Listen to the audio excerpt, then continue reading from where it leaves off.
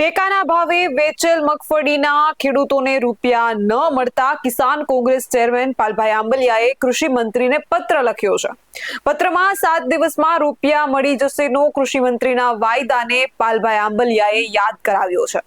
નમસ્કાર, આપનું સ્વાગત છે BS9 ટીવી ન્યૂઝ ઉપર અને હું છું આપની સાથે કાજલ સુવા. મગફળી વેચ્યાને 1.5-2 મહિના થઈ ગયા, હજુ ખેડૂતોને રૂપિયા મળ્યા નથી. સરકાર પાસે તાઇફા કરવા રૂપિયા છે, પણ ખેડૂતોને મગફળીના રૂપિયા આપવા માટે નથી. 7 દિવસનું વચન આપી 2 મહિના સુધી સરકાર ખેડૂતોના હકના રૂપિયા આપતી નથી. WHR ને વેરહાઉસ રિસિપ્ટ અપલોડ નથી થઈ એવા બહાના તળે ખેડૂતોના રૂપિયા રોકી રાખ્યા છે. રિસિપ્ટ અપલોડ કરવી એ કામ સરકારનું છે, ખેડૂતોનું નહીં. રિસિપ્ટ અપલોડ ટેકાના કેન્દ્રવાળા કરે કે વેરહાઉસ વાળા, એનાથી ખેડૂતોને કોઈ મતલબ નથી. ખેડૂતોને આપેલી મગફળીના રૂપિયા તાત્કાલિક મળે તે કામ સરકારનું છે. સરકારની કામગીરી જોતા સવાલ થાય છે કે સરકાર છે કે સર્કસ. જો અઠવાડિયામાં ખેડૂતોને એના હકના રૂપિયા નહીં મળે તો દરેક જિલ્લા મથકે કિસાન કોંગ્રેસ આંદોલન કરશે. પાલભાઈ દ્વારા પત્ર લખવામાં આવ્યું છે કૃષિ મંત્રીને, અને એમાં શું લખાયું છે તે પણ સાંભળીએ.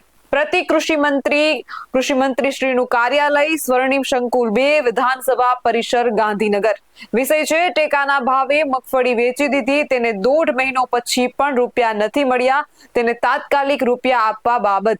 મહોદય શ્રી જય કિસાન સાથે જણાવવાનું કે ગુજરાતમાં ટેકાના ભાવે મગફળી ખરીદીમાં સરકાર ખેડૂતો સાથે રમત રમી રહી છે.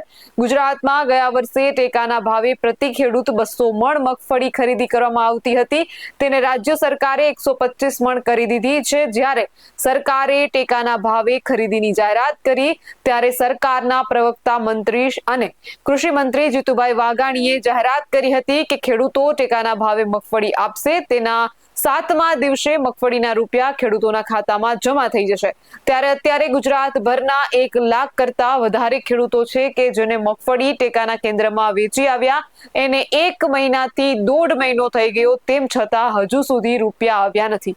આવા ખેડૂતો ટેકાના કેન્દ્ર પર 5 આટા મારી આવ્યા, બેંકમાં ધક્કા ખાઈને થાકી ગયા, તેમ છતાં બધા જ એમ કહે છે કે ઉપરથી રૂપિયા જમા થાય ત્યારે તમારા ખાતામાં આવી જશે. દેવભૂમિ દ્વારકા જિલ્લા કોંગ્રેસ સમિતિ પાસે અને ગુજરાત કિસાન કોંગ્રેસ પાસે આવેલી ફરિયાદના આધારે તપાસ કરતા ખબર પડી કે જ્યારે ખેડૂતો ટેકાના કેન્દ્ર પર મગફળી આપે ત્યારબાદ આ મગફળી ગોડાઉનમાં જાય છે અને ગોડાઉન વાળા એક રિસિપ્ટ આપે છે, જેને WHR એટલે કે વેરહાઉસ રિસિપ્ટ કહે છે, જે સરકારના એટલે કે નાફેડના પોર્ટલ પર અપલોડ કરવાની હોય છે. આ અપલોડ કરવાનું કામ પહેલા જે તે ટેકાના કેન્દ્ર સંચાલકો કરતા હતા, હવે એને અપલોડ કરવાનું કામ વેરહાઉસ વાળાઓએ કરવાનું છે.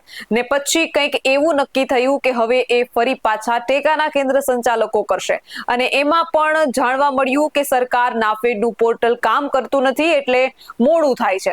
અરે ભાઈ, જે અપલોડ કરે તેની સાથે અમને ખેડૂતોને કોઈ વાંધો નથી. તમારું પોર્ટલ કામ કરે છે કે નથી કરતું એની સાથે અમને કોઈ લેવા દેવા નથી. અમારી મગફળી ટેકાના કેન્દ્ર પર સરકારે નક્કી કરેલ અલગ 8 ગુણવત્તાના ધોરણોમાંથી પસાર થઈ ગઈ. તમે મગફળી લઈ લીધી, એનું બિલ આપી દીધું, પછી 7 દિવસમાં રૂપિયા આપવાની જવાબદારી સરકારની છે. સરકારમાં કોણ પહોંચ અપલોડ કરશે, સરકારનું પોર્ટલ કામ કરે છે કે નહીં, એનાથી ખેડૂતોને મતલબ જ નથી. સરકારના પ્રવક્તા મંત્રી અને કૃષિ મંત્રી જ્યારે કહે છે કે 7 દિવસમાં રૂપિયા મળવા જોઈએ, તો કેમ 1.5 મહિના સુધી રૂપિયા નથી મળ્યા? સરકારના બોલનો પણ એક વજન હોવો જોઈએ. આથી ગુજરાત કિસાન કોંગ્રેસની માંગ છે કે જેટલા ખેડૂતોના રૂપિયા બાકી છે તેને તાત્કાલિક દિવસ 7માં નાણાં ચૂકવાઈ જવા જોઈએ, નહીતર ખેડૂતોને સાથે રાખી લડત કરવાની અમને ફરજ પડશે. આપનો આભાર. આ પત્ર લખ્યો છે પાલભાઈ આંબલિયાએ કૃષિ મંત્રીને અને કહ્યું છે કે ખેડૂતોને જે પૈસા ટેકાના ભાવે મગફળી આપી અને મળવા જોઈએ એ હજુ પણ મળ્યા નથી. સરકારે 7 દિવસનો વાયદો કર્યો હતો, પરંતુ 1.5 મહિના સુધી પણ ખેડૂતોના ખાતામાં પૈસા જમા નથી થઈ રહ્યા. ત્યારે ખાસ એ જણાવવાનું કે અત્યારે સમયગાળો જે છે તે લગ્નનો છે, પ્રસંગોનો સમયગાળો છે, ને આવા સમયે ખેડૂતોને નાણાંની ખૂબ જરૂર હોય છે. ત્યારે ખેડૂતોને ઉમ્મીદ હોય છે કે ટેકાના ભાવે મગફળી સારા ભાવે જાય છે અને વહેલી તકે તકે નાણાં મળી રહેશે, છતાં પણ 7 દિવસના વાયદા હોવા છતાંય જો દોઢ મહિના સુધી નાણાં ન મળે તો ખેડૂતો મુશ્કેલીમાં મુકાતા હોય છે. ખેડૂતોના ઘરના પ્રસંગો સારા નરસા ઉકેલવાના હોય છે. આવા સમયે ખેડૂતોને નાણાકીય તંગી ઊભી થતી હોય છે. એટલે સરકારને ખાસ વિનંતી કે જે પત્ર પાલભાઈ આંબલિયાએ લખ્યો છે અને ખેડૂતો વતી ખાસ વિનંતી કે ખેડૂતોના ખાતામાં વહેલી તકે નાણાં જમા થાય, જેથી ખેડૂતોને અગવડતા ન પડે. ત્યારે પાલભાઈ આંબલિયા શું કહી રહ્યા છે તે એક વખત સાંભળીએ. ટેકાના ભાવે મગફળી ખરીદી કરવાની શરૂઆત કરતા પહેલા રાજ્ય સરકારના પ્રવક્તા અને કૃષિ મંત્રી શ્રી જીતુભાઈ વાઘાણીએ કહ્યું હતું કે જે ખેડૂતો ટેકાના ભાવે મગફળી આપશે એને 1 અઠવાડિયામાં પૈસા મળી જશે.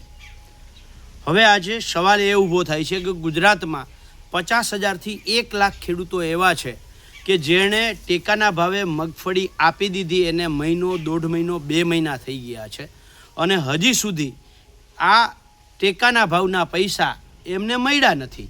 ત્યારે સવાલ એ થાય છે કે જીતુભાઈ વાઘાણીએ જે 7 દિવસનું આપેલું વચન હતું એ વચનનું શું થયું? નરેન્દ્રભાઈ મોદીના 15 લાખના વચનની જેમ આ વચન પણ હવાઈ થઈ ગયું. જ્યારે આમાં તપાસ કરી તો ખબર પડી કે વેર હાઉસ ઉપર જે મગફળી ત્યાં પહોંચે ગોડાઉન ઉપર, ત્યારે એમને એક રિસિપ્ટ આપવાની હોય અને આ રિસિપ્ટ છે એ રાજ્ય સરકાર નાફેડના પોર્ટલ ઉપર અપલોડ કરવાની હોય છે. હવે જોયા જેવું એ છે કે પહેલાં ટેકાના કેન્દ્રવાળા આ રિસિપ્ટ અપલોડ કરતા હતા અને હવે એ વેરહાઉસવાળા આ રિસિપ્ટને અપલોડ કરે છે. હવે આ બેમાં સરકારે કંઈક ફેરફાર કર્યો છે અને સરકારની વેબસાઇટ કાયમ ગોકળ ગતિએ ચાલે છે. એ ગોકળ ગતિએ વેબસાઇટ ચાલે છે, એના કારણે એ રિસિપ્ટો અપલોડ નથી થઈ અને 1.5 મહિનાથી અપલોડ નથી થઈ. 1 મહિનો થઈ ગયો અપલોડ નથી થઈ, એટલે ખેડૂતોને પૈસા મળતા નથી. સાચું કારણ તો જીતુભાઈ કહી શકશે કે રાજ્ય સરકાર પાસે તાઇફાના પૈસા છે પણ ખેડૂતને આપવાના પૈસા નથી, એટલે આ રિસિપ્ટ અપલોડનું બહાનું કરે છે કે વાસ્તવમાં રિસિપ્ટ અપલોડ નથી થઈ. પણ જે હોય તે ગુજરાત કિસાન કોંગ્રેસની બહુ સ્પષ્ટ માંગ છે કે જે ખેડૂતોને ટેકાના ભાવે મગફળીના પૈસા 1 મહિનો થવા છતાં મળ્યા નથી એને તાત્કાલિક આપવામાં આવે, નહીંતર દરેક જિલ્લા મથકે કિસાન કોંગ્રેસ આવા ખેડૂતોને સાથે લઈ અને કલેક્ટરશ્રી સમક્ષ આંદોલન કરશે. એના માટે સંપૂર્ણ જવાબદાર રાજ્ય સરકાર રહેશે. આ બાબતનો આજે પત્ર લખી અને માંગ કરી છે. આવા જ વધુ અહેવાલ સાથે મળતા રહીશું. તમે અમારી YouTube ચેનલને સબસ્ક્રાઇબ કરવાનું અને અમને Facebook અને Instagram પર ફોલો કરવાનું ચૂકશો નહીં. બાકી અવનવી અપડેટ મેળવવા માટે આપ જોતા રહો BS9 TV ન્યૂઝ. જય જવાન, જય કિસાન.